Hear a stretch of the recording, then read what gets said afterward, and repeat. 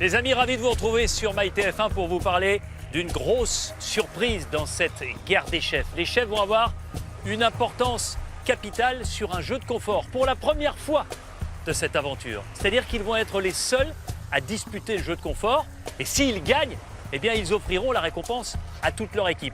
C'est une épreuve où ils vont devoir avoir une vraie concentration et montrer tout leur sens de l'équilibre, puisqu'ils devront tenir en équilibre sur une planche à bascule comme celle-ci, et ils devront constituer sur cette petite plateforme un édifice de 5 pièces de bois comme celle-ci, et il faudra que ça tienne 3 secondes.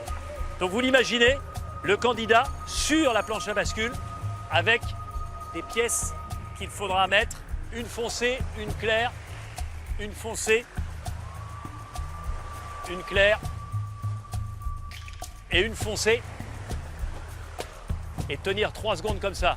Alors le risque évidemment, parce que moi je suis sur le sol, sur le plancher des vaches, mais quand on est sur la planche à bascule, c'est que ça bouge, et qu'avant qu'on en ait 5, eh bien vous voyez, ça tombe. Dans ces cas-là, il faut tout recommencer. Ce sera une véritable guerre des nerfs entre les 3 chefs. Mais vous imaginez l'enjeu? Les 2 récompenses, le chef qui gagne choisira entre les 2 récompenses. Et dans les 2, il y a à manger. Le chef qui terminera 2e prendra la récompense qui n'aura pas été choisie par le premier.